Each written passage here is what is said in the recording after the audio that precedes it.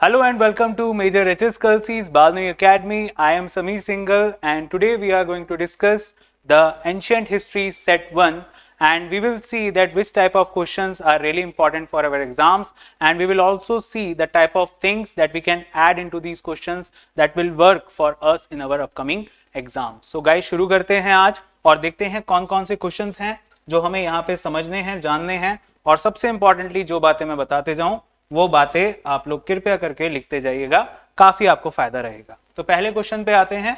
पहला क्वेश्चन, अब ancient history है तो टॉपिक्स जो हैं कल्चर पर, इंडस वैली सिविलाइजेशन, वैदिक सिविलाइजेशन पर रहने वाले हैं। तो पहला क्वेश्चन आप लोगों के सामने जो है दोस्तों वो रहा ये कि consider the following statement regarding the Indus valley civilisation, और इस पे हमारे पास तीन स्टेटमेंट्स हैं जिस पर हम अब यहाँ पे चर्चा करेंगे। पहला स्टेटमेंट वो हमसे क्या कह रहा है, the site of Dholavira is unique because it was divided into three parts: the citadel, the middle town and the lower town. दूसरा कह रहा है evidence of a dockyard has been found at the inland site of the Kalibangan, and the third one is the Harappans were the earliest people to produce the cotton in the world. अब सबसे पहली चीज जो आती है when we are talking about the Indus Valley civilization, so let's try to understand some points regarding it. Also known as the Harappan civilization because the first site that was discovered was Harappa. It was the first sight that was discovered. अब इसमें छोटी सी बातें हमें समझने वाली है। जैसे यहाँ पे एक शब्द लिखा है डॉकयार्ड. डॉकयार्ड का मतलब क्या होता है? एक ऐसी जगह जहां पर हम अपना इंपोर्ट और एक्सपोर्ट किया करते थे, या इंडस वैली सिविलाइजेशन के लोग इंपोर्ट एक्सपोर्ट करते थे with the help of boats and little bit of ships and vessels. अब ऑब्वियसली बात है कि वो कह रहा है कि कालीबंगन, कालीबंगन में डॉकयार्ड पाया जाता है. पहली बात तो कालीबंगन जो साइट है ये हमें कहां पे मिलती है? It is in Rajasthan. अच्छा, राजस्थान में कहां? तो राजस्थान में जगह पड़ती है हनुमानगढ़. राजस्थान में जगह पड़ती है Hanumangarh, just beside the river bed of Ghaggar and हाकरा river system. तो अगर हम देखें तो क्या यहाँ पे एक डॉकयार्ड हो सकता है? क्या ये डॉकयार्ड हमें समुद्र तक कनेक्ट कर सकता है? बिल्कुल नहीं. तो यहाँ पे इस पॉइंट को देखते ही हमें कट करना था. दूसरे पे आते हैं, the site of Dholavira. Dholavira जो साइट है, पहली बात ये कहां पे पड़ती है? ये पड़ती है गुजरात. गुजरात में पड़ती है धोलावीरा. और धोलावीरा की बात करते हैं, it is unique because it was divided into three parts of citadel, middle town and lower town. अब एक बात ध्यान रखिएगा, एक शब्द लिखा दिख रहा है आपको सीटाडल. सीटाडल का मतलब क्या होता है? Fort. What is the meaning? Fort. अगर मैं कहूं कि कौन सा ऐसा साइट है, अगर कौन सा ऐसा साइट है जिसपे हम देखें कि सीटाडल हमें प्राप्त नहीं होता है, तो दोस्तों कहानी आती है कि आपका नाम आएगा एक ही साइट का जहां पे हमें ये प्राप्त नहीं होता है. That is Chanhudaro. That is the Chanhudaro. Point समझ आया? सो पहला पॉइंट भी हमारा बिल्कुल ठीक हो जाता है, एक्सेप्ट दी चनहोद्रो. बाकी सभी साइट्स में हमें क्या देखने को मिलता है? हमें देखने को मिलता है आपका सीटाडल. अब आते हैं तीसरे पॉइंट पे. The Hadappans were the earliest people to produce the cotton in the world. This is the world known fact. ये बात याद रखिएगा, ये पूरी दुनिया में जाना जाने वाला फैक्ट है कि हमारा इंडस वैली सिविलाइजेशन वो पहला स्थल था जहां पे हमें क्या मिलता है? कॉटन मिलता है. ठीक है, यानी कपास मिलता है. और अगर मैं बात करूं कॉटन के अलावा तो याद रखिएगा Indus valley civilisation belongs to the bronze age. ये भी हम जानते हैं, ये ब्रॉन्ज एज से बिलोंग करती है. उसके अलावा कौन सा एरा? तो नियोलिथिक एरा. कौन से एरा से बिलोंग करती है? नियोलिथिक एरा से बिलोंग करती है. यानी वो दौर जब सिविलाइजेशंस बन रही थी, जिसमें कि नाम आता है मेहरगढ़ सिविलाइजेशन का भी, जो कि even before the Indus valley civilisation आ जाती है. सो आई होप ये सारी बातें आपको समझ आई होंगी. कॉटन स्पेशली याद रखिएगा. और हड़प्पन के जो लोग थे, जो यहाँ की सिविलाइजेशन है, उस सिविलाइजेशन के लोगों को क्या कहते हैं? तो ये भी याद रखिएगा, यहाँ के लोगों को कहते हैं द्राविडियंस. क्या कहते हैं? द्राविडियंस कहते हैं. या फिर अगर मैं बोलूं तो एक और बात ध्यान रखिएगा, इनकी जो भाषा है, इनकी भाषा में हम दो चीजों का इस्तेमाल होते हुए देखते हैं. One is the pictography, another one is the script. तो जब पिक्टोग्राफी और स्क्रिप्ट हमें देखने को मिलती है तो हमें पता चलता है कि इनकी जो भाषा है वो पहली line left to right, second line right to left. तो इनकी भाषा को क्या कहते हैं? इनकी भाषा को कहते हैं बोस्ट्रोफिडॉन. क्या कहते हैं? बोस्ट्रोफिडॉन कहते हैं. इंडस वैली सिविलाइजेशन का अगर बात करते हैं तो जो सबसे बड़ी साइट है, जो अब तक की पाई गई सबसे बड़ी साइट है, जिसका एक्सटेंशन सबसे ज्यादा है, that is the Rakhi Garhi. कौन सी साइट हो जाती है? राखी गढ़ी हो जाती है। It is the largest site of Harappan civilisation so far. ठीक है, तो इस बात को भी याद रखिएगा। अब बात करते हैं, तो इस क्वेश्चन का आंसर अगर देखें तो सेकंड ऑप्शन आपका गलत हो जाता है। इसने हमसे पूछा क्या है? इसने हमसे पूछा है करेक्ट वन। करेक्ट वन के हिसाब से सेकंड वाला गलत है, यानी पहला और तीसरा मेरा बिल्कुल ठीक है। तो मेरा आंसर इस क्वेश्चन का क्या हो जाएगा दोस्तों? आंसर हो जाएगा मेरा बी ऑप्शन। अगर उस हिसाब से भी देखो, अगर एलिमिनेशन के हिसाब से सेकंड ऑप्शन वैसे ही गलत है, तो ये भी खत्म हो गया, ये भी खत्म हो गया और ये भी खत्म हो गया। तो कई बार इस चीज का भी ध्यान रखिए कि आपको एलिमिनेट करना भी आना चाहिए कभी कभी। ठीक है ना? चलिए अगले सवाल पे चलते हैं। अगला क्वेश्चन देखते हैं कि अगला क्वेश्चन हमें क्या बताता है, क्या कहता है। Okay, now next question is in front of you. अगर हम इसको ध्यान से देखें तो हमें क्या दिखाई देता है कि दो लिस्ट हमारे पास दी गई हैं। एक एंशिएंट पोर्ट्स की लिस्ट है और एक दी गई है हमें मॉडर्न रीजन्स की लिस्ट हमें दी गई है। ठीक है, अब जरा इस पे आते हैं। तो देखो हमें क्या दिखा रहा है, एक तरफ हमें कुछ नाम दिखा रहा है, जैसे आपको दिखेगा मुजिरिस और अरिका मेडू, तमरा लिप्ति, और एक चौथा ऑप्शन आपके सामने है बैरी गाजा, या जिसको बैरूच कहते हैं। तो अगर हम बात करते हैं इन सभी ऑप्शंस को देखते हुए, तो हमें ये जो शब्द है, अगर आप ध्यान से सोचोगे, एक बात सोच के देखना, बैरूच है ना, ये बेसिकली मैच होता है एक ही जगह से, जिसको कहते हैं गुजरात। ये कोई वाली बात नहीं है कि ये हम एंशिएंट में जा रहे हैं, हम कोई डिस्कशन कर रहे हैं। ये बहरूच जो शब्द है ये आज भी फेमस है, किससे के साथ? गुजरात के साथ। तो ये हमें ऑलरेडी पता है। तो यानी डी का ऑप्शन केवल क्या हो सकता है? 4 हो सकता है। तो डी का ऑप्शन अगर 4 हो सकता है, तो यानी ये दोनों ऑप्शंस मेरे लिए वैसे ही खत्म हो गए। सिंपल सी बात है। तो कभी कभी ऐसे क्वेश्चंस को केवल देख के अगर मुश्किल नाम दिख रहे हैं तो ऐसा नहीं है कि छोड़ देना है, थोड़ा कोशिश करके हैंडल किया जा सकता है। अगर बात करते हैं बहरूच के अलावा, तो यहां पे हमें एक दो चीजें और देखने को मिलती हैं, जैसे तमरा लिप्ति ये देखने को मिलता है, पुडुचेरी देखने को मिलता है। तो यहां पे एक और बात आप याद कर सकते हो कि Tamralipti is related to the West Bengal. Tamralipti किससे संबंधित है? वेस्ट बंगाल एक बहुत ही एंशिएंट और फेमस पोर्ट है वेस्ट बंगाल की तरफ। तो आप बच्चों, इसका आंसर अगर सी का 3 भी हो रहा है तो आपका आंसर क्या हो जाएगा? ए ऑप्शन इसका आंसर हो जाएगा। ये हमारे एंशिएंट पोर्ट्स हैं। Specially these ports are helpful for the trade with Rome and Rome की साइड वेस्ट वाले एंड साउथ ईस्ट एशिया। और इसमें भी अगर मैं बात करूं तो ट्रेड पर्पस के लिए जो सबसे ज्यादा फेमस एंशिएंट एम्पायर्स हैं, तो उसमें नाम आता है चेरास, चोलास एंड पांड्यास का। जिसमें कि अगर मैं बात करूं चेरास की, तो चेरास का सिंबल क्या मिल जाता है? चेरास का सिंबल मिल जाता है बो एंड एरो। चोलास का सिंबल क्या मिल जाता है मुझे? चोलास का सिंबल मिल जाता है टाइगर। एंड पंड्यास का सिंबल मुझे क्या मिल जाता है? पंड्यास का सिंबल मिल जाता है आपका, अगर बात करते हैं तो फिश। ठीक है, तो ये सारे आपके आंसर्स हो जाते हैं। Answer of this question is A. Next पे चलते हैं, नेक्स्ट देखते हैं। Now next one, assertion and reason का एक क्वेश्चन है, बहुत प्यारा। ध्यान से देखिएगा क्या कह रहा है। The Sabha and Samiti were the two important assemblies that checked the power of the king in the early Vedic period. जब हम वैदिक पीरियड की बात करते हैं तो वैदिक पीरियड में दो असेंबलीज का जिक्र हमेशा होता रहता है, सभा एंड समिति। इसके अलावा एक और असेंबली होती है, दैट इज द विद, जिसको विधाता के नाम से भी आप कह सकते हो। तो विद, सो विद, सभा एंड समिति। अब वो कह रहा है कि the sabha and samiti were the two important assemblies that check the power of the king in the early Vedic period. Okay, दूसरा कह रहा है women were allowed to attend the proceedings of the sabha during the Rigvedic times. अब यहां पे question ये नहीं है कि ये दोनों स्टेटमेंट सही हैं या नहीं, वो ये पूछना चाह रहा है कि भाई क्या जो हमने एजर्शन दिया है, क्या रीजन जो आर शब्द है, क्या वो उसको अच्छे से डिफाइन कर पा रहा है या नहीं, है ना। तो अगर हम ध्यान से देखें तो क्या इस बात से कोई लिंक आपको दिखाई दे रहा है? सीधी सी बात है, हमें तो कोई लिंक नहीं दिखाई दे रहा कि भाई यहाँ पे होता कि कैसे चुनाव होते थे, महिलाएं उसका हिस्सा होती थी चुनाव का, तब तो हम समझते भी, है ना। लेकिन यहाँ पे कोई डिफाइन नहीं है दो। लेकिन यहाँ पे एक बात है, अगर हम इन दोनों ऑप्शंस को देखें तो अपने आप में ये ऑप्शंस बिल्कुल करेक्ट हैं। अपने आप में ये दोनों ही ऑप्शंस मुझे बिल्कुल करेक्ट दिखाई देते हैं। क्यों?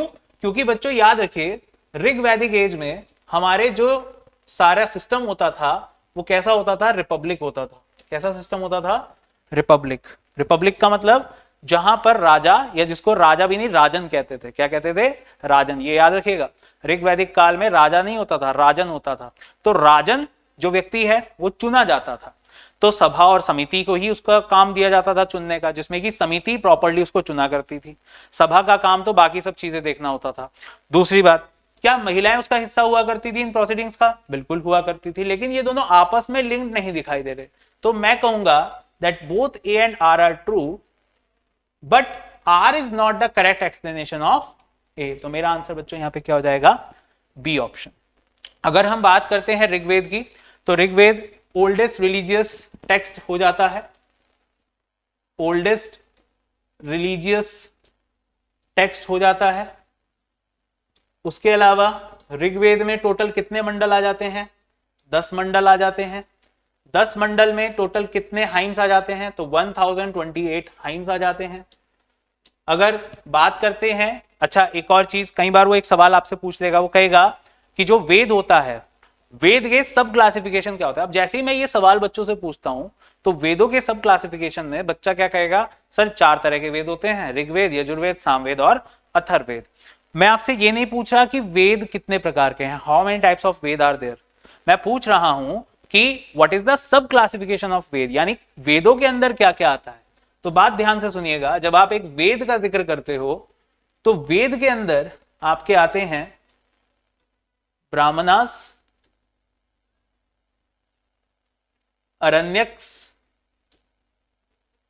अरण्यक्स आते हैं। इसके अलावा अगर बात करें तो वेदों का एक और भाग होता है जिसको कहते हैं हम हमारा उपनिषद।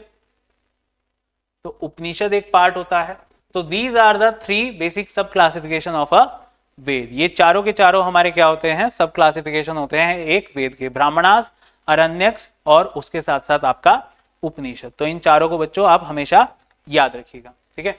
जैसे अगर मैं बात करूं ऋग्वेद की, तो ऋग्वेद में जो ब्राह्मणास आते हैं वो क्या क्या आते हैं, वो आते हैं Aitareya and Kaushitaki. These are the Brahmanas of Rigveda. ऐसे ही कई बार जो ब्राह्मणास है वो पूछा जाता है किसका, वो पूछा जाता है हमारे अथर्ववेद का। तो अथर्ववेद का जो ब्राह्मणा है उसको कहते हैं गोपत। क्या कहते हैं, गोपत कहते हैं, याद रखिएगा, ठीक है। आई होप इस पे काफी नॉलेज आपको मिली होगी, तो इस क्वेश्चन को याद रखिएगा।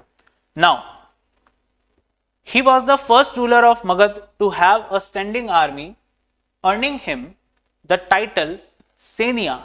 Who among the following is being described? यहां पर बच्चों बात हो रही है कि एक पहला रूलर है जिसकी बात हो रही है, और ये कह रहा है कि हमारे इस रूलर को, मगध के इस रूलर को सेनिया कहते थे। क्यों कहते थे, क्योंकि वो पहला व्यक्ति था जिसने एक स्टैंडिंग आर्मी का जिक्र किया, स्टैंडिंग आर्मी बनाई। तो यहाँ पे ध्यान से सुनने वाली बात या समझने वाली बात यह है कि मगध एम्पायर की बात हो रही है।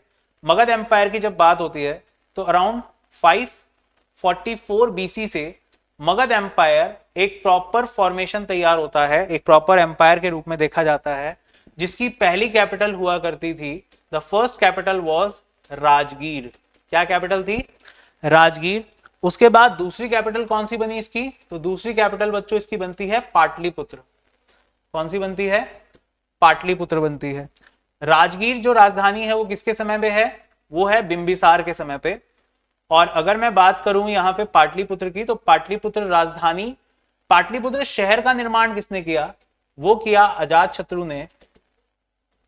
और अगर मैं बात करूं इसको राजधानी बनाने का काम किसने किया, कैपिटल बनाने का काम किसने किया, तो वो किया उदयन ने। और ये तीनों के तीनों जो राजा हैं, बिंबिसार, अजातशत्रु एंड उदयन, ये तीनों बिलोंग करते हैं एक डायनेस्टी से, जो सबसे पहली डायनेस्टी बनी आपके मगध एम्पायर में, that is the Haryanka. Haryanka dynasty की ही बात करें तो यही वो पहली डायनेस्टी है जिन्होंने स्टैंडिंग आर्मी बनाई। और इसमें कौन थे, इसमें व्यक्ति थे बच्चों बिंबिसार। तो बिंबिसार वो व्यक्ति हैं जिनको सेनिया के नाम से जाना जाता है। So answer of this question is Bimbisara. I hope यहां तक क्लियर होगा।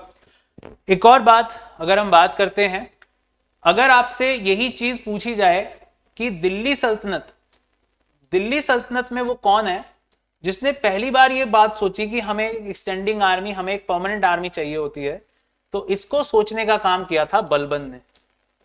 किसने किया था, बलबन ने किया था। पहली बार एक आर्मी को, दिल्ली सल्तनत के अंदर बात कर रहा हूं, पहली बार आर्मी को सैलरी देना किसने शुरू किया था? कैश फॉर्म में। तो वो किया था, याद रखिएगा, अलाउद्दीन खिलजी ने। ठीक है, तो ये कुछ बातें वहां से संबंधित है, बाकी इन सबको याद रखिएगा। और बाकी अगले क्वेश्चन पे चलते हैं, अगले क्वेश्चन पे देखते हैं क्या क्या हम समझ सकते हैं। Okay, next one we have, which of the following statement regarding the Ashokan edict is incorrect. Ashokan edict की बात कर रहा है। अशोकन एडिक्ट की बात जब आती है दोस्तों, तो एक बहुत ही इंपॉर्टेंट टॉपिक हो जाता है ancient history plus art and culture का। ठीक है, यहां पे सबसे पहली चीज आपको ये पता होनी चाहिए, अशोक कौन से एम्पायर? मौर्यन एम्पायर में तीसरे महान शासक हैं। इनका जो टाइम पीरियड रहा 269 बीसी से लेकर ये 232 बीसी तक राजा रहे।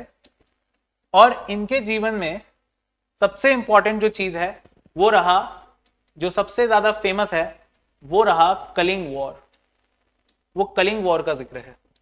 कलिंग वॉर जो कि लड़ा गया 261 बीसी में। अशोक को प्रियदर्शी भी कहते हैं। उसके साथ साथ अगर बात करते हैं तो देवनाम प्रिय भी कहते हैं।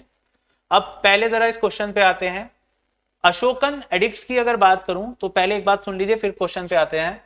अशोकन एडिक्ट्स में हमें 7 पिलर्स देखने के लिए मिलते हैं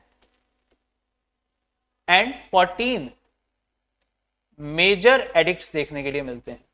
यहां तक बात समझ आई? Now let's come back to the question कि क्वेश्चन हमें क्या कह रहा है, तो ध्यान से सुनिएगा। पहला कह रहा है the major rock edict were mostly written in the Brahmi script. दूसरा कह रहा है the Kandahar inscription is a bilingual edict written in the Greek and Aramaic. तीसरा कह रहा है the major rock edict 13 provides the details about the Kalinga war.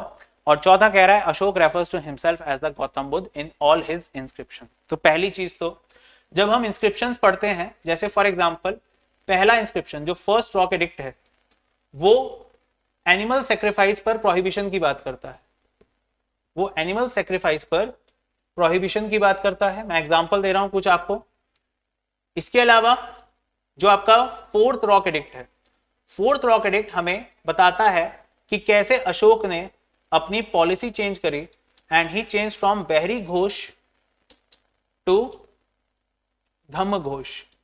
ये हमें पता चलता है कौन से? ये हमें पता चलता है फोर्थ से। इसके बाद अगर बात करते हैं तो आपका 13th rock edict, 13th rock edict याद रखिए ये लार्जेस्ट एडिक्ट है, ये सबसे बड़ा एडिक्ट है जो लिखा गया। और इसमें मेजरली हमें पता चलता है कलिंग वॉर के बारे में और उसके बाद अशोक को हुए रिमोर्स के बारे में। ठीक है, सो ये एडिक्ट्स की बात होती है। अब आप ध्यान से देखो तो किसी में भी आपको ऐसा कहीं पे लिखा हुआ या कहीं पे आप ये नहीं पढ़ोगे कि अशोक खुद को गौतम बुद्ध बता रहे हैं। ठीक है, तो इसमें जो आंसर आपको मिलेगा बच्चों क्या मिलेगा? That is the D option, क्योंकि इनकरेक्ट पूछा है तो इनकरेक्ट के हिसाब से हमारा आंसर क्या हो जाएगा? D. Ashoka refer to himself as the Gautam Buddha, तो ये ऑप्शन आपका गलत है, यानी आंसर आपका डी होगा। ठीक है, बाकी के सारे बिल्कुल ठीक हैं। एक बात और याद रखिएगा, जो इस एडिक्ट्स हैं, एडिक्ट्स मेजरली किस किस भाषा में हुआ करते थे? तो ब्रह्मी, खरोस्ती, अरामिक एंड ग्रीक। ये 4 भाषाओं में हमें ये सारी चीजें देखने को मिलती हैं, एडिक्ट्स देखने को मिलते हैं। ठीक है, आई होप यहां तक की सारी बातें क्लियर होंगी। आगे बढ़ते हैं, अगले क्वेश्चन को देखते हैं फटाक से। नेक्स्ट वन, अब देखो एंशिएंट और मेडिवल हिस्ट्री में एक बहुत इंपॉर्टेंट चीज होती है, वो होता है एडमिनिस्ट्रेशन और सोसाइटी। इन पे काफी बार सवाल आते हैं, तो वैसा ही क्वेश्चन आपके सामने है।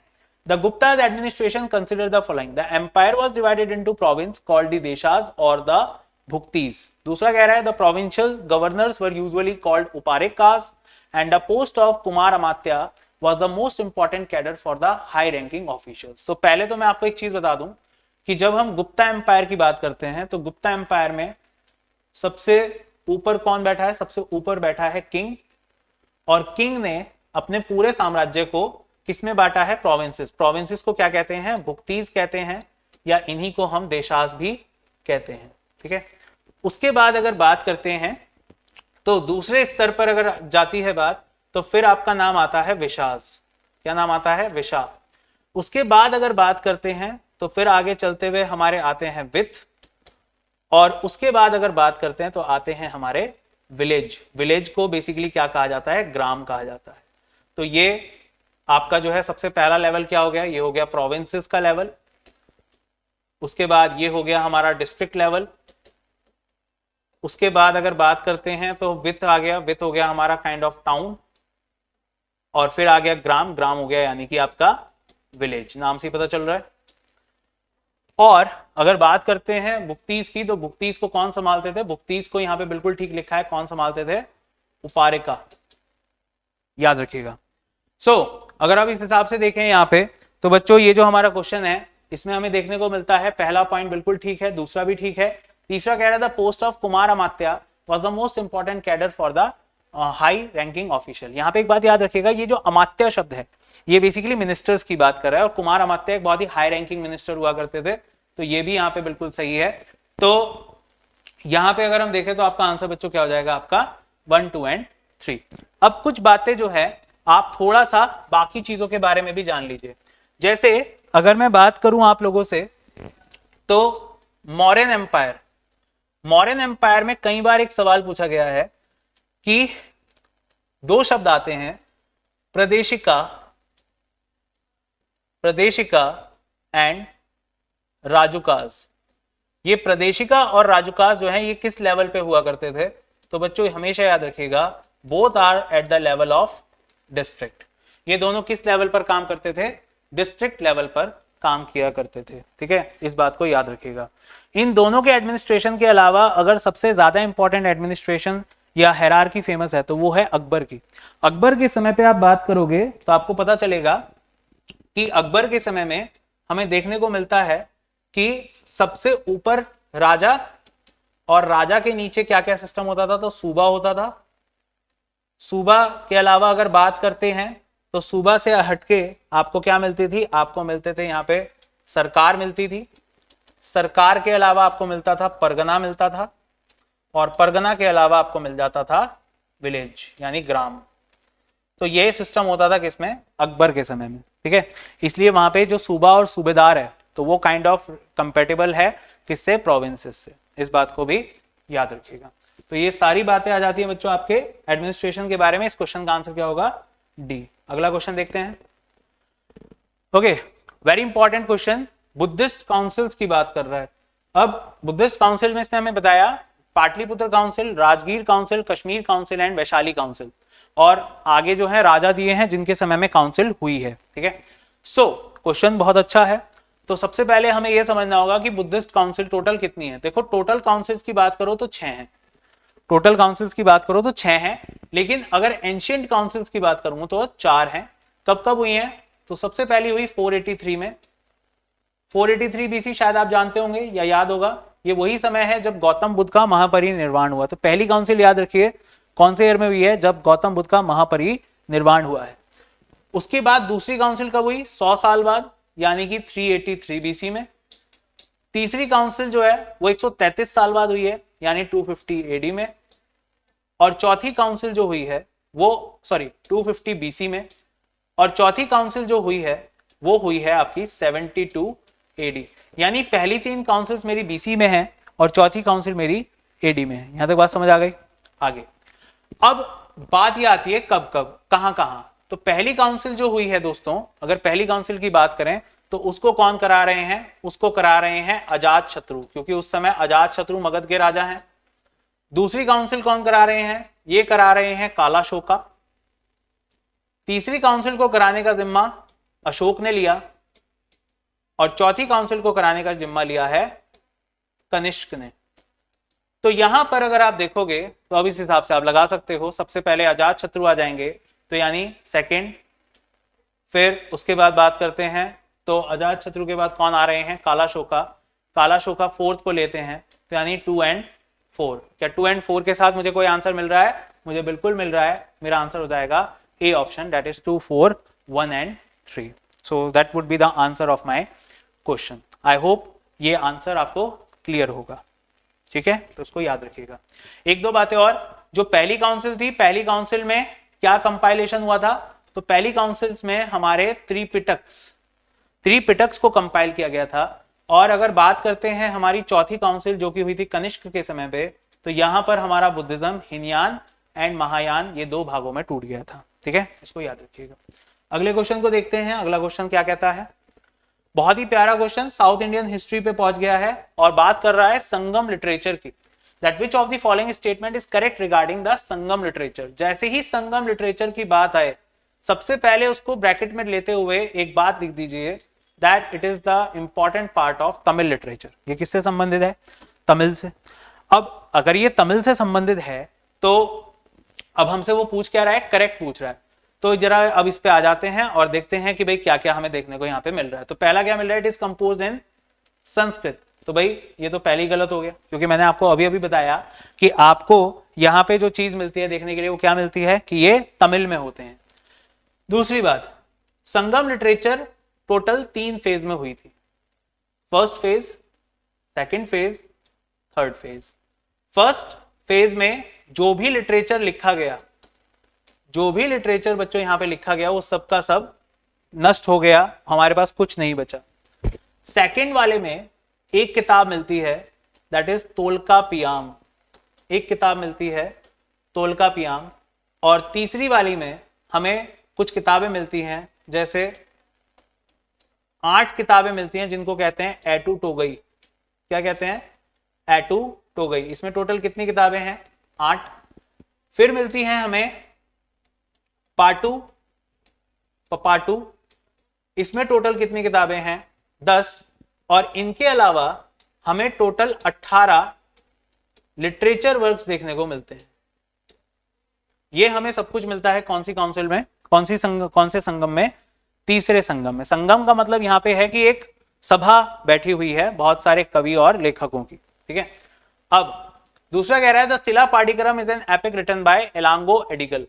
जब भी आप कभी दक्षिण भारत के लिटरेचर की बात करें, मेरी बात बहुत ध्यान से सुनिएगा, 3 किताबों का जिक्र बार बार होगा, शिला पाठ्यक्रम, थिरुकुरल, और इसके अलावा एक और किताब बड़ी इंपॉर्टेंट है, अमुक्ता मल्यदा, जिसमें कि शिला पाठ्यक्रम किसने लिखी है, एलांगो अडिगल ने। ये बिल्कुल ठीक है, तो यानी सही आंसर आपका क्या हो जाएगा, बी ऑप्शन। थिरुकुरल किसने लिखी है, it was written by Thiruvalluvar. ये वही है बच्चों, आपने शायद कभी अगर फोटो देखी हो तो दक्षिण भारत में तमिलनाडु जब आप जाते हो तो वहां पे रामेश्वरम जगह मिलती है जहां पे हमें स्वामी विवेकानंद मेमोरियल मिलता है। स्वामी विवेकानंद मेमोरियल और एक स्टैचू हमें उसके सामने की तरफ मिलता है जिनका नाम है थिरुवल्लुवर, उनका स्टैचू है। इन दोनों चीजों के बीच में एक ग्लास ब्रिज हमें दिखता है, ठीक है। तो यहां पर अगर हम बात करते हैं तो ये जो है थिरुवल्लुवर, इन्हीं का नाम है, और इन्होंने कौन सी किताब लिखी थी, Thirukkural.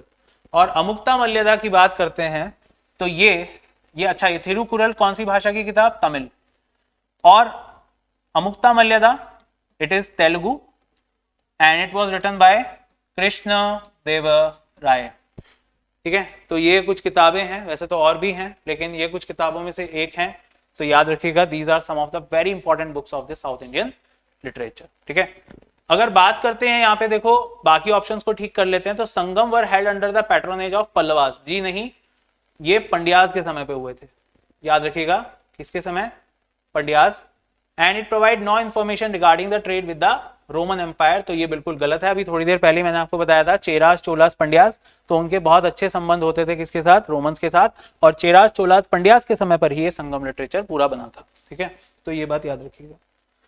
Next one, okay now, अब यहाँ पे कुछ एंशिएंट स्कॉलर्स की बात की गई है। एक बहुत ही अच्छा सवाल बनता है, क्या कह रहा है, ब्रह्ममिहिर, ब्रह्मगुप्त, भास्कर एंड अमर सिन्हा, और दूसरी तरफ उनकी कुछ रचनाएं बताई गई हैं, तो जरा हमें इनको मैच करना है। तो अगर मैं आपको यहाँ पे थोड़ा सा बात बताऊं तो हमें एक चीज हमें सीधी सीधी देखने को मिलती है, that is the Amar Sinha and the Amar Kosh. Amar Sinha और अमर कोश हमें साथ साथ देखने को मिलते हैं, क्यों, क्योंकि ये दोनों जुड़े हुए हैं। अमर सिन्हा या सिम्हा, इन्होंने ही, या इनको अमर सिंह भी हम कह सकते हैं, इन्होंने लिखी है कौन सी किताब, अमर कोश, या इसको शब्द कोश कहते हैं। ये कौन से भाषा का डेवलपमेंट किया था इन्होंने, हिंदी भाषा का। दूसरी बात, अगर बात करते हैं ब्रह्मगुप्त, तो ब्रह्मगुप्त की किताब आपको साफ दिखाई दे रही होगी, ब्रह्मपुत्र सिद्धांत, यहां पे आपको दिखाई दे रही होगी ब्रह्मपुत्र सिद्धांत। भास्करा की अगर बात करते हैं तो भास्करा की किताब हो जाती है, भास्कराचार्य इनका नाम है, महाभाष्य क्रिया। और एक बात याद रखिएगा, भास्करा, ब्रह्मगुप्त, अमर सिन्हा और ये ब्राह्मीर, ब्राह्मीर जो है एस्ट्रोलॉजर हैं, इनकी किताब है बृहद संहिता। अब यहां पे ध्यान से सुनने वाली बात क्या क्या है, ब्राह्मीर ये एस्ट्रोलॉजर हैं, ब्रह्मगुप्त की बात करें तो ये एक वैज्ञानिक हैं, भास्करा की बात करें ये भी एक वैज्ञानिक हैं, और अमर सिन्हा जो हैं ये आप कह सकते हो कि एक स्कॉलर हैं, लेखक हैं। और मेन बात क्या है, ये सबके सब किसकी सभा में हैं, तो ये सब सभा में आते हैं चंद्रगुप्त सेकंड की। किसकी सभा में आते हैं, चंद्रगुप्त सेकंड, जिनको हम विक्रमादित्य के नाम से भी जानते हैं। बहरहाल इस क्वेश्चन का आंसर बच्चों क्या हो जाएगा, A option, that is A1, B2, C3 and D4। ठीक है, आई होप ये क्लियर होगा, इस क्वेश्चन को याद रखिएगा। Now okay, another question from assertion and reason. The Mauryan Empire collapsed rapidly after the death of Ashok. दूसरा कह रहा है his successor followed a pacifist policy and a financial strain of the maintaining a huge army and bureaucracy weakened the state. अब यहाँ पे हमें थोड़ा सा समझना होगा इतिहास को। इतिहास में आप हमेशा याद रखिए, इतिहास में बहुत सारे एम्पायर्स हुए हैं। जैसे अगर मैं शुरुआत करूं तो सबसे बड़े एम्पायर्स में जो नाम आता है वो आता है मौर्याज, उनके बाद आते हैं गुप्ताज, इनके बाद अगर बात करो तो एक वंश आता है वर्धन, फिर आगे चलोगे तो आपको मिल जाएंगे राष्ट्रकूटास, पालाज एंड गुर्जर प्रतिहार, फिर आपको मिल जाएगी दिल्ली सल्तनत, फिर मिल जाएंगे मुगल्स। इन सभी में आपको एक बात कॉमन दिखेगी, क्या कि कोई ना कोई एक समय ऐसा हुआ है, एक राजा ऐसा हुआ जिसके समय पे एम्पायर बिल्कुल पीक पर गया और पीक पर जाने के बाद फिर डाउनफॉल शुरू हुआ। ठीक है, इन सभी में अगर बात करूं तो मौर्याज में वो नाम आता है किसका, मौर्याज में वो नाम आता है अशोक का, गुप्ताज में वो नाम आता है चंद्रगुप्त सेकंड, वर्धन में एक ही नाम हमें बार बार सुनने को मिलता है हर्षवर्धन, दिल्ली सल्तनत में ये नाम हमें देखने को मिलता है अलाउद्दीन खिलजी एंड तुगलक्स, और मुगल्स में ये नाम देखने को मिलता है हमें अकबर और कुछ समय शाहजहां। लेकिन उसके अलावा अगर बात करते हैं तो बाकी एम्पायर बिखरता चला गया, बिकॉज जो प्रोमिनेंट किंग है वो जा चुका है, एम्पायर इतने एक्सटेंडेड हैं कि वो संभालने मुश्किल हैं, आने वाले रूलर्स जो हैं वो वीक हैं। ठीक है, तो ये सब हमें यहाँ पे कंडीशंस देखने को मिलती हैं। तो अगर हम इस हिसाब से सोचें बच्चों, तो ये जो क्वेश्चन है हमारा, हम इसमें देखें तो Mauryan empire collapsed after the death of Ashoka, बिल्कुल ठीक बात है, और the successor followed the pacifist policy and the financial strain of the maintaining the huge army and bureaucracy weakened the state, तो ये बिल्कुल ठीक हो जाएगा। So both A and R are correct and R is the correct explanation of A. ठीक है, I hope ये clear होगा, तो इस बात को याद रखिएगा। अगले क्वेश्चन को देखते हैं, who among the following was known as Amitraghata. This is a very good question और एक बहुत ही प्यारा क्वेश्चन हमें यहाँ पे देखने को मिलता है। याद रखिएगा, अमित्र घात जो सबसे पहले इस क्वेश्चन पे आते हैं तो आंसर होगा Bindusara. Bindusara he was the son of Chandragupta Maurya, okay, second king of Mauryan empire. And एक और बात, ग्रीक्स में इस नेम को एमिट्रोकेट्स कहते हैं। क्या कहते हैं? एमिट्रोकेट्स कहते हैं, याद रखिएगा। चंद्रगुप्त मौर्य का भी ग्रीक में नाम है, चंद्रगुप्त मौर्य का ग्रीक में क्या नाम है? सेंड्रोकोटस। क्या नाम आता है? सेंड्रोकोटस। समुद्रगुप्त के काफी नाम है। समुद्रगुप्त जो है याद रखिएगा ये मौर्यन एम्पायर से संबंधित नहीं है, ही इज फ्रॉम गुप्त एम्पायर। और समुद्रगुप्त जो है इनके नाम आते हैं जैसे कि सबसे पहले कविराज, इसके अलावा नेपोलियन ऑफ इंडिया, इसके अलावा अगर बात करते हैं तो ये खुद को कहते थे लिच्छवी दुहित्र, क्योंकि इनकी माताजी लिच्छवी राजकुमारी थी। सो ये सब नाम आ जाते हैं समुद्रगुप्त के। अशोक के नाम हम ऑलरेडी देख चुके हैं, देवनाम प्रिय, प्रियदर्शिका, चंडाल अशोक एंड अशोक मौर्य। ठीक है, ये सब नाम हमें देखने को मिलते हैं। The answer of this question is Bindusara, याद रखिएगा। Next one, okay, now come back to the Buddhism. Buddhism पे बात आ गई है। कह रहा है consider the following statement about the Mahayana school of Buddhism. Mahayana school of Buddhism की बात कर रहा है। कह रहा है कि महायान जो है उसमें संबंधित क्या है। तो पहला कह रहा है it believes in the idol worship of Buddha. पहली बात तो ये जानिए, जो फोर्थ बुद्धिस्ट काउंसिल थी उसमें बुद्धिज्म दो भागों में टूट गया था, Hinayana and Mahayana. Hinayana original teaching में विश्वास करते थे और महायान जो है वो विश्वास करते थे आपके किस बात पे, वो विश्वास करते थे आइडल वर्शिपिंग पे। ठीक है, तो पहला ऑप्शन ठीक हो जाता है। इनके अलावा एक और होता है लेकिन वो यहां पे नहीं बना था, वो अलग है, that is the Vajrayana. Vajrayana अलग होता है। हिनयान का ही एक और पार्ट होता है थेरावड़ा। और एक चाइना की अगर बात करें तो चाइना में एक अलग ही सेक्ट बन चुका है, that is the Jain Buddhism. और अफगानिस्तान अगर आप जाते हो तो अफगानिस्तान में आपको मिलता है बामियान बुद्धिज्म। बामियान बुद्धिज्म, ठीक है। It believes in the concept of bodhisattvas who delay their own salvation to help others. Third कह रहा है it use Sanskrit as its primary language for the scriptures. तो अगर हम इस क्वेश्चन पे आए और ध्यान से सोचें तो पहला वाला बिल्कुल करेक्ट हो जाता है, ये हमें पता है। दूसरा जो है बुद्धिस्ट अत्वस, ये तो एक ऐसा कंसेप्ट है जो लगभग आपके पूरे बुद्धिज्म में चलता है, क्योंकि इसके अंतर्गत अगर हम देखें गौतम बुद्ध को भी, तो गौतम बुद्ध का भी जीवन ऐसा ही रहा। बौद्धि प्राप्त कर लेने के बाद उन्होंने भी अपना पूरा जीवन जो है लोगों के उद्धार के लिए लगाया। तीसरा संस्कृत देयर प्राइमरी लैंग्वेज, ये बिल्कुल ठीक बात आती है, क्योंकि यहां पर जो अभी ज्यादातर लैंग्वेज इसमें यूज होने लगी थी अकॉर्डिंग टू महायान्स, वो कौन सी होने लगी थी, संस्कृत। लेकिन एक बात याद रखिएगा, अगर कोई आपसे पूछे कि गौतम बुद्ध अपने प्रवचन किस भाषा में देते थे, तो बहुत से लोग यहां पे कहेंगे पाली में देते थे। जी नहीं, गौतम बुद्ध अपने सरमन्स जो देते थे वो प्राकृत में देते थे। और जब उनकी महापरिनिर्वाण हुआ तो उनके जाने के बाद जो पहली किताबें लिखी गई वो कौन सी भाषा में लिखी गई, पाली। क्यों? क्योंकि ये दोनों कॉमन पीपल लैंग्वेज हुआ करती थी। ठीक है, तो ये बात भी याद रखिएगा।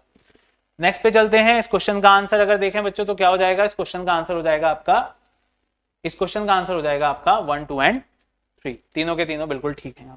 ठीक है, next one is about the Satavahanas. Which one of the following statement regarding the Satvahan is incorrect? सतवाहंस अगर मैं आपको बताऊं तो जब मौर्यास खत्म हुए तो मौर्यास के खत्म होने के बाद जो बड़ा एम्पायर था वो बिखर गया, और उसमें से सबसे पहले जो एम्पायर बना वो बना शुंग। शुंग के बाद आए थे हमारे, अगर बात करते हैं तो कानवा, और कानवा के बाद आए थे हमारे सतवाहंस। ठीक है, सो अब बात करते हैं, they were the first to issue the coins made of lead. ये बिल्कुल ठीक बात है बच्चों, याद रखिएगा, ये सबसे पहली बार यही लेके आए थे। एक और बात मैं आपको बताना चाहूंगा कि ये पहला वंश भी था जिन्होंने सिक्कों में अपने राजा के चेहरे को इंस्क्राइब करना शुरू किया था। ठीक है, तो ये बात भी याद रखिएगा। They were the first to start the practice of land grants to the Brahmans and the Buddhist. They claim to be ekabrahmana and their capital was located at Pataliputra. तो अगर मैं यहां पे पॉइंट आपको समझाऊं कि 13th में आपका आंसर क्या होना चाहिए, तो बच्चों याद रखिएगा यहां पे पाटलिपुत्र इनकी राजधानी नहीं है। क्यों? क्योंकि सतवाहंस जो किंगडम है इनको बच्चों आंध्रा के नाम से भी जाना जाता है। ठीक है, और आंध्रा की वजह से इनकी राजधानी बच्चों याद रखिएगा, इनकी जो राजधानी हो जाती थी वो हो जाती थी विदिशा। क्या हो जाती थी? विदिशा। तो आपका आंसर बच्चों यहाँ पे क्या हो जाएगा, आंसर हो जाएगा आपका डी, क्योंकि उसने हमसे क्या पूछा है, इनकरेक्ट पूछा है, याद रखिएगा। ठीक है, next one, he was a Greek ambassador sent by Seleucus Nicator to the court of Chandragupta Maurya and wrote the book Indica. Who was he? Chandragupta Maurya की सभा में आए और इन्होंने इंडिका नामक किताब लिखी, बहुत ही फेमस किताब है। और काइंड ऑफ जब भी हम ट्रेवलर्स की बात करते हैं तो सबसे पहले ट्रेवलर में नाम आता है इनका, and the name of this person is the Megasthenes. कोई सोचने वाली बात ही नहीं है। ठीक है, अब छोटा सा समझ लीजिए, देखो जब ट्रेवलर्स की बात आती है तो मेगास्थनीज आए, उसके बाद बिंदुसार की सभा में आए डेमैकस एंड डायोनिसियस। ठीक है, तो याद रखिएगा ये दोनों किसकी सभा में आए थे, बिंदुसार की। ठीक है, ओके। इसके अलावा अगर बात करते हैं तो इन दोनों के अलावा आगे जब हम चलते हैं तो भारत में और कौन आए, फाहियान चंद्रगुप्त सेकंड की सभा में। इनके बाद आए थे हुएनजांग, ये आए हर्षवर्धन की सभा में। इनके बाद आए थे इत्सिंग, ये किसी की सभा में नहीं आए थे, लेकिन याद रखना हुएनजांग के बाद आए थे। फिर आगे चलते हैं तो मुस्लिम राइटर्स वगैरह आ जाते हैं, जैसे कि अल मसूदी के अलावा अल बरूनी के अलावा फिरदौसी। ये मैं बिल्कुल क्रोनोलॉजी में लिख रहा हूं, तो आप चाहे लिख भी सकते हैं, तो ये बिल्कुल क्रोनोलॉजी में। फिरदौसी के बाद अगर आगे चलते हैं तो आते हैं दक्षिण भारत में, आते हैं मार्को पोलो आते हैं। फिर आते हैं इब्न बतूता, उत्तर भारत में और दक्षिण भारत दोनों में आते हैं। फिर आते हैं कॉन्टी, फिर द लिस्ट गोज ऑन, ठीक है। कॉन्टी आते हैं, फिर कॉन्टी के बाद आगे चलते हैं तो हमारे बारबोजा आते हैं, डोमिंगो पेज आते हैं। फिर आगे चलते हैं तो विलियम हॉकिंस भी आए हैं, थॉमस रॉ भी आए हैं, ठीक है, फ्रेंकोइस बर्नियर भी आए हैं, ठीक है। तो ये सब लोग आते गए हैं, ठीक है। शुरुआत के आगे तक इस तरह से पूरी लिस्ट आ जाती है। आंसर क्या होगा, मेगास्थनीज। कौन सी किताब लिखी थी, इंडिका, और इंडिका किताब मौर्य समय के एडमिनिस्ट्रेशन और सोसाइटी का जिक्र करती है, याद रखिएगा, ठीक है। नेक्स्ट वन, अब यहां पे कुछ टर्म्स दिए हुए हैं, those are related to the Vedic civilisation. क्या क्या कह रहा है, गविष्ठी, बलि, प्रजापति एंड ग्रामणी। ग्राम शब्द दिख रहा होगा, यानी सीधा सीधा आप जोड़ सकते हो हेड ऑफ द विलेज। गविष्ठी जो शब्द है ये एक बहुत ही अच्छा शब्द है और इसको याद भी रखिएगा। ये शब्द डिफाइन करता है सर्च फॉर द काउज, ठीक है। एक बात और, ऋग्वेद काल में हमारे पशुधन क्या क्या होते थे, तो हमारे पशुधन होते थे गौ एंड अश्व, ठीक है। तो ये भी याद रखिएगा। और गविष्ठी जो है सर्च फॉर द काउज होता है। बलि क्या होता है, वॉलंटियरली रिलीजियस ऑफरिंग, आज भी यही होता है। And Prajapati officer in charge of the pasture land, ठीक है। तो आपका आंसर यहाँ पे क्या हो जाएगा, सीधा सीधा हो जाएगा, ए का 1, बी का 2, सी का 3 एंड डी का 4। तो ये कई बार इस तरह के सवाल पूछ लिए जाते हैं, तो कृपया करके इन सवालों को याद रखिएगा।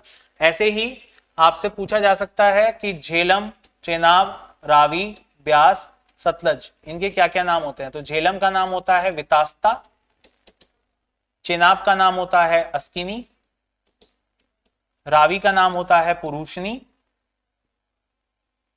ब्यास का नाम होता है विपाशा एंड सतलज का नाम होता है शुतुद्री। तो ये सारी चीजें आप याद रखिएगा बच्चों यहाँ पे, ठीक है। आगे बढ़ते हैं, अगला क्वेश्चन देखते हैं।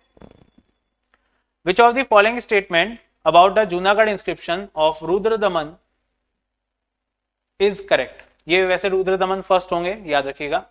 It is the first long inscription in chest Sanskrit. It mentions the repair of Sudarshan lake. It highlights the victorious of the सका रूलर रुद्रदमन। तो अगर मैं यहाँ पे आपको बताऊं तो बच्चों इस क्वेश्चन में हमें ये ऑप्शन भी मिलता है, ये भी मिलता है, प्लस ये भी मिलता है। ये तीनों के तीनों यहाँ पे करेक्ट हैं। जूनागढ़ इंस्क्रिप्शन जो है ये आपको कहाँ से मिलता है, तो ये मिलता है बच्चों आपको गुजरात रीजन से। और ये कौन लोग थे, ये थे सकाज बेसिकली कौन, सिथियंस। तो जब भारत में मौर्यन एम्पायर टूटा तो छोटे छोटे एम्पायर बने और साथ साथ कुछ इन्वेडर्स भी आने लगे, जिसमें कि Scythians, Parthians, Indo Greeks, Yuezhi tribe जिसको आप कुशान्स कहते हैं, है ना, हुणाज, ये सब आने लगे। तो उसी में ये आते हैं। तो आपका आंसर यहाँ पे अगर देखा जाए तो बच्चों क्या हो जाएगा, आंसर हो जाएगा आपका ऑल ऑफ द अबव। एक और बात, 57 बीसी में मध्य भारत के एक राजा थे जिनका नाम था विक्रम आदित्य। तो उन्होंने किसको हराया, सकाज को हराया। तो उन्होंने संवत की शुरुआत करी, विक्रम संवत की। और अगर बात करते हैं 78 एडी में कनिष्क नाम के राजा ने हराया था सकाज को। तो उन्होंने उनको हराने के बाद शुरू किया था शक संवत, यानी शक कैलेंडर, जिसको हिंदू कैलेंडर भी कहते हैं, ठीक है। तो ये दोनों बातें भी याद रखिएगा। आगे चलते हैं। Next one, Harshvardhan is often called the last great Hindu emperor of the North India. He was the follower of Shiva, but later became the great patron of the Mahayan Buddhism after meeting ज़ुआनज़ांग, ये ज़ुआनज़ांग basically हुएनज़ांग, ठीक है, तो इसका pronunciation हुएनज़ांग भी है, ठीक है, याद रखिएगा। अब यहाँ पे एजर्शन और रीजन दो बातें हो रही हैं, लेकिन अगर हम यहाँ पे ध्यान से क्वेश्चन को देखें तो हमें यहाँ पे क्या देखने को मिलेगा कि देखो दोनों बातें करेक्ट हैं, क्योंकि ये लास्ट हिंदू एम्परर हमें दिखाई देते हैं हर्षवर्धन, ये बिल्कुल ठीक बात है। लेकिन वहीं पे जो सेकंड वाला बात है ये भी बिल्कुल ठीक है, क्योंकि ये शैविज्म को भी फॉलो करते थे, plus he was tolerant toward other religions as well. Nalanda को काफी सारा डोनेशन इन्होंने दिया, कुंभ को काफी सारा इन्होंने जो है रीजनरेट किया, काफी सारा डोनेशन दिया। तो यहाँ पे हमें दोनों बातें देखने को मिलती हैं, लेकिन क्या ये वाला रीजन इसको सही से डिफाइन कर रहा है? जी नहीं। तो याद रखिएगा the answer of this question is B. एक और बात, ये लास्ट हिंदू एम्परर बन जाते हैं तो इनके और चालुक्यास के बीच में एक बाउंड्री हुआ करती थी जिसको कहते थे नर्मदा। तो नर्मदा के किनारे ऊपर हर्षवर्धन थे और नीचे कौन थे? चालुक्यास। और इन दोनों के बीच में एक बैटल भी हुआ था 619 एडी में, जिसका डिस्क्रिप्शन हमें कर्नाटक के एहोल इंस्क्रिप्शन में दिखाई देता है, ठीक है। दूसरी बात, हर्षवर्धन की बायोग्राफी जिसको हर्ष चरित्र कहते हैं, ये किताब याद रखिएगा ये बहुत बार पूछी गई है, लेकिन ये हर्षवर्धन ने खुद नहीं लिखी है, किसने लिखी है? बाण भट्ट ने, ठीक है। चलिए अगला क्वेश्चन देखते हैं अब। Which Chinese traveler visited India during the reign of Chandragupta II? तो ये बहुत ही अच्छा क्वेश्चन है और मैं आपको बताना चाहूंगा ये CSC 2025 में सीधा पूछा भी गया था, ठीक है। तो याद रखिएगा the answer of this question, अगर हम बात करते हैं इस क्वेश्चन का जो आंसर होगा वो क्या होगा? तो फायान किसकी सभा में आए थे? तो फायान बच्चों आए थे आपके चंद्रगुप्त II की सभा में, जिनको हम विक्रमादित्य भी कहते हैं।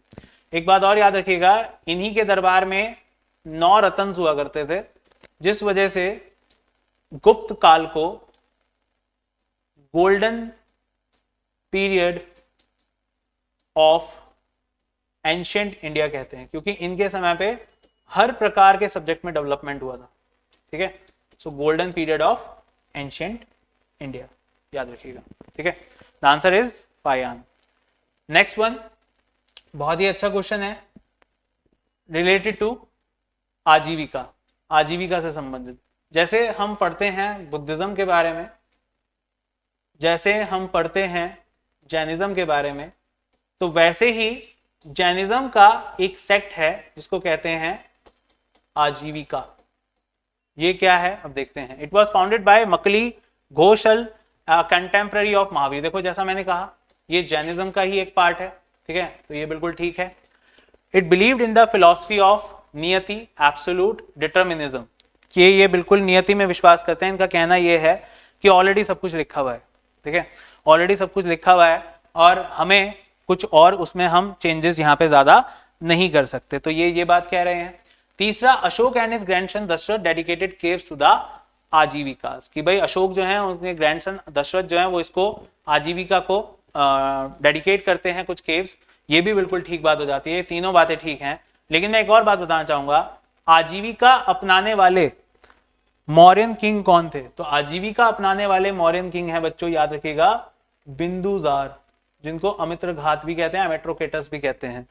तो चंद्रगुप्त मौर्य कौन सा धर्म अपनाते हैं? जैनिज्म। बिंदुसार अपनाते हैं आजीविका, और अशोक की बात करें तो अशोक क्या अपनाते हैं? बुद्धिज्म, ठीक है। तो 3 लोग 3 अलग अलग धर्म से, और आंसर क्या होगा? D option. Next one, the lion capital at Sarnath which is the national emblem of India was build to mark which event. ये हमें क्या बताता है कि ये कौन से इवेंट को मार्क करने के लिए? बहुत ही अच्छा क्वेश्चन है। कई बार हम लायंस कैपिटल पढ़ लेते हैं, लेकिन कई बार हमें नहीं पता होता कि बेसिकली इसका आंसर क्या होगा। तो अगर मैं बात करूं लायंस कैपिटल की, तो पहली बात तो इसका आंसर ले लेते हैं। आंसर होगा बच्चों बुद्ध का फर्स्ट सरमन। बुद्ध का जो फर्स्ट सरमन है उसका नाम है धर्म चक्र परिवर्तन।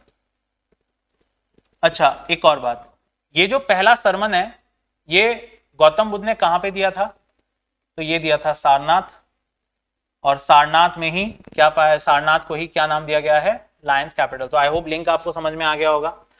अब एक चीज और है, जो पिलर्स होते हैं, जो अशोक के पिलर्स हैं, उन पिलर्स में क्या क्या होता है। तो देखो, सबसे ऊपर जो होता है वो होता है कैपिटल फिगर, जिसमें कि आपको शेर देखने को मिलता है। जैसे आप देखो कि मेजर जो रैंक होती है उनके कंधे पे एम्बलम लगा होता है, तो एम्बलम में ऊपर शेर होते हैं। तो कैपिटल फिगर के नीचे क्या होता है, तो कैपिटल फिगर किस चीज पे खड़ा होता है, एक बेस पे, उस बेस को कहते हैं अबैकस। अब उस अबैकस में क्या क्या है, तो उसमें एक बुल है, एक हॉर्स है, एक एलिफेंट है, ठीक है। तीसरा, अबैकस के नीचे क्या है, तो अबैकस के नीचे बच्चों पाया जाता है कैपिटल, जो कि क्या होता है, इन्वर्टेड लोटस।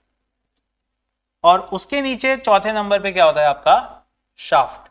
तो वो आपको क्या कह सकता है, वो आपको कह सकता है कि जो अशोक के पिलर्स हैं उनको एक क्रोनोलॉजी में लगाइए। तो क्रोनोलॉजी में ये आपका आंसर हो जाएगा। बच्चों याद रखिएगा, इसका आंसर फिलहाल क्या होगा, बी। नेक्स्ट को देखते हैं। Who among the following performed the अश्वमेध sacrifice after the decline of the Mauryas? तो अश्वमेध यज्ञ जो है उसमें क्या होता था, एक सफेद घोड़ा होता था, उसको छोड़ देते थे, जितने राज्यों से वो जाता था वो राज्य अगर उसको रोकते नहीं थे तो वो राज्य किसके हो जाते थे, राजा के, जिसने शुरू किया।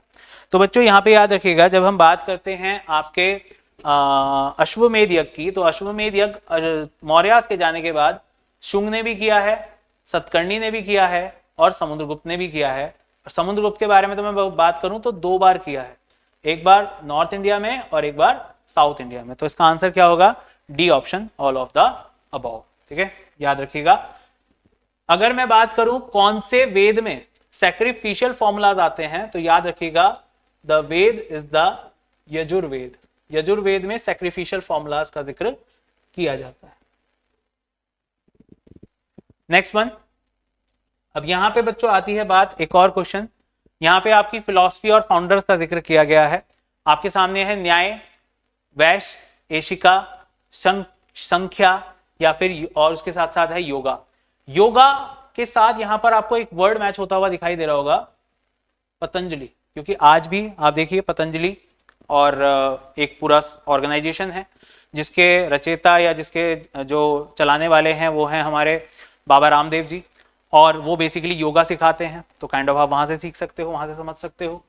प्लस पतंजलि जो है वो ऋषि हैं, तो पतंजलि ऋषि ने योगा सूत्र, एक तो योगा सूत्र सिखाया था, और दूसरा बच्चों इन्होंने संस्कृत के ऊपर कमेंट्री भी लिखी थी, that is called the Mahabhashya. क्या कमेंट्री लिखी थी, महाभाष्य।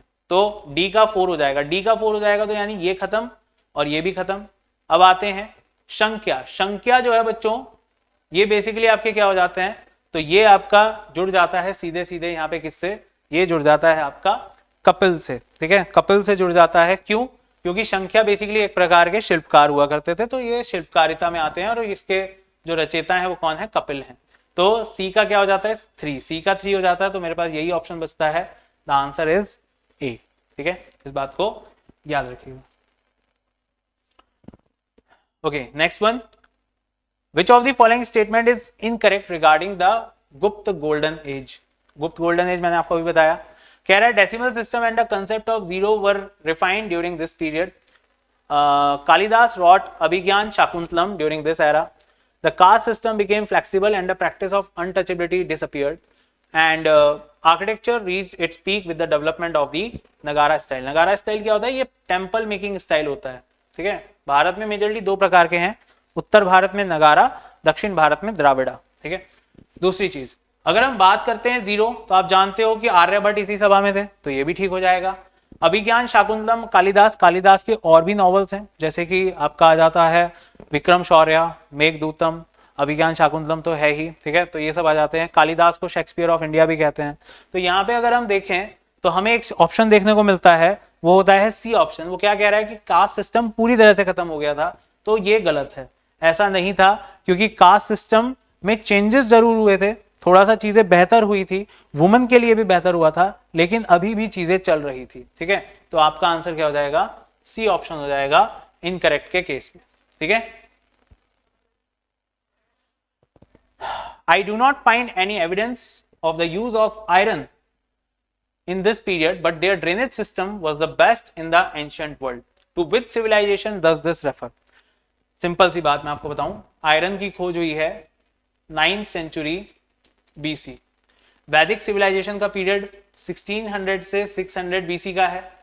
तो यानी अगर वैदिक सिविलाइजेशन के समय पे आयरन की खोज हुई है तो उनसे पहले कौन थे? इंडस वैली सिविलाइजेशन, जो कि हैं 2500 से 1600 BC.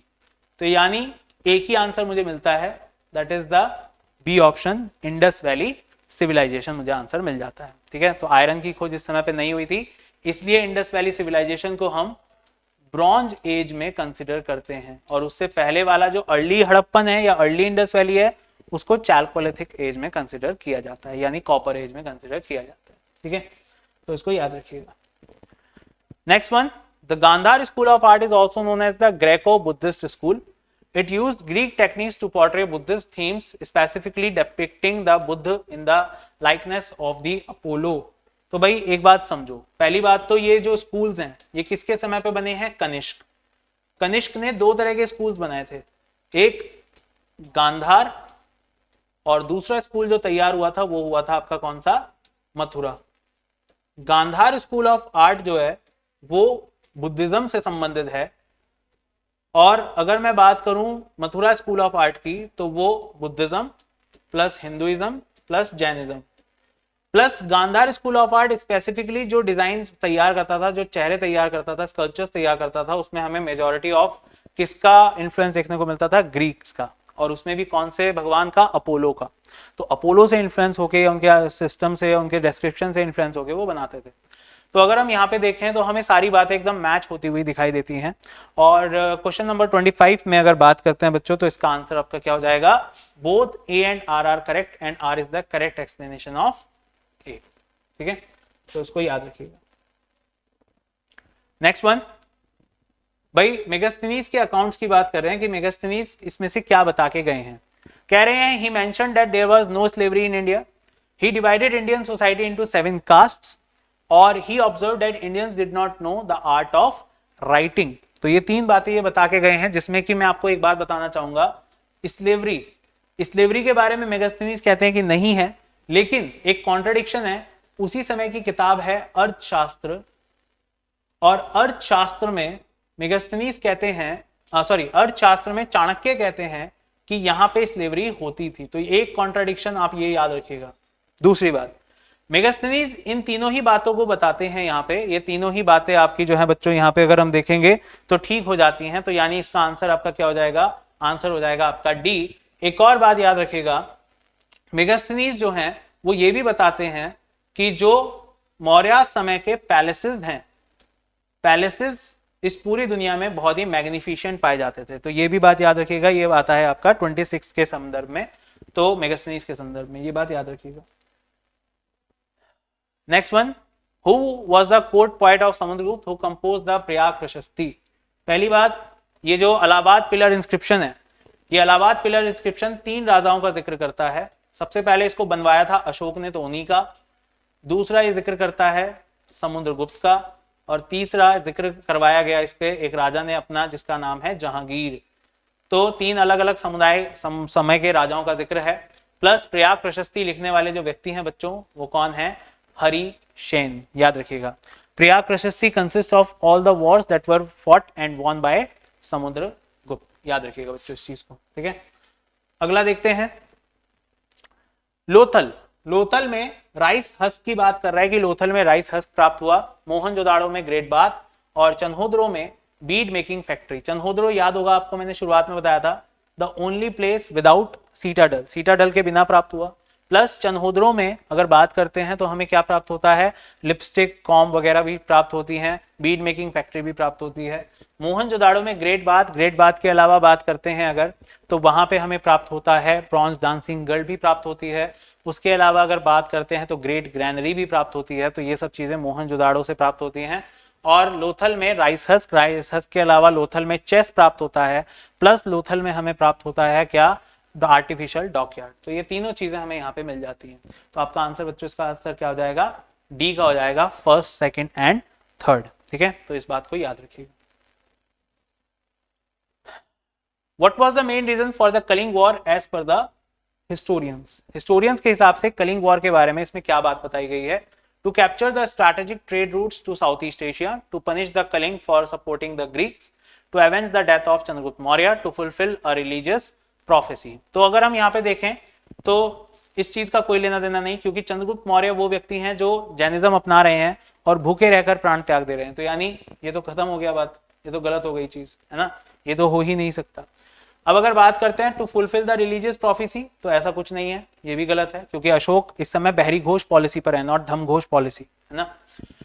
Punish the Kalinga for supporting the Greeks, तो ऐसा भी ये भी कहना गलत है, क्यों? क्योंकि कलिंग बिल्कुल ईस्ट में पड़ रहा है, ग्रीक्स आ रहे हैं फ्रॉम द वेस्टर्न साइड, तो अगर आप सोच के भी देखोगे तो भी सपोर्ट करना लगभग नामुमकिन सा हमें दिखाई देता है, तो ये भी गलत हो जाता है।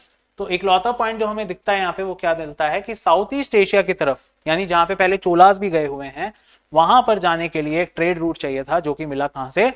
कलिंग से। तो कलिंग में बिसाइड्स द रिवर देवी, याद रखिएगा, बिसाइड्स द रिवर देवी जी, ये वही नदी है जिसके पास में, या बैतरणी नदी के पास में आज के टाइम पे आपको एक आइलैंड मिलता है जिसको कहते हैं व्हीलर आइलैंड, जिसको हम एपीजे अब्दुल कलाम आइलैंड भी कहते हैं, ठीक है ना। तो आपका आंसर क्या हो जाएगा बच्चों इस क्वेश्चन का?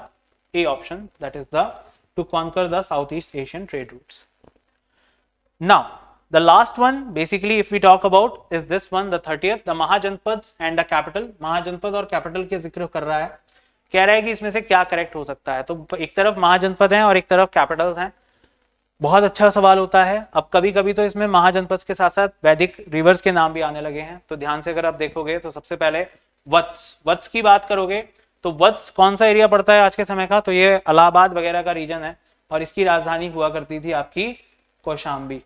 और मत्स्य महाजनपद का जिक्र आपने सुना होगा महाभारत में इसकी राजधानी थी विराटनगर। जब पांडवों को जो है अज्ञात रहकर अपना वनवास पूरा करना था, 1 साल का अज्ञातवास पूरा करना था, तो उस समय विराटनगर में छुपे थे, तो मत्स्य किससे जुड़ जाएगा? Viratnagar.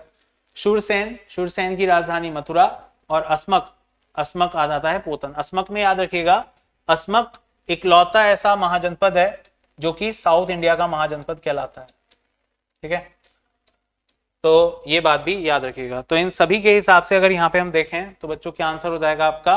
The answer is A option, that is the A1, B2, C3 and D4। So I hope ये क्वेश्चन भी क्लियर होगा और बाकी सारे क्वेश्चंस भी बहुत अच्छे से क्लियर हुए होंगे और बहुत ही अच्छी जानकारी आप लोगों ने नोट करी होगी। मैं अगले सेशन में मिलूंगा, तब आप लोगों से और चर्चा करूंगा कुछ और सवालों के साथ। तब तक के लिए बाय बाय, तैयारी करते रहिए, अपना बेस्ट दीजिए एंड जय हिंद साथियों।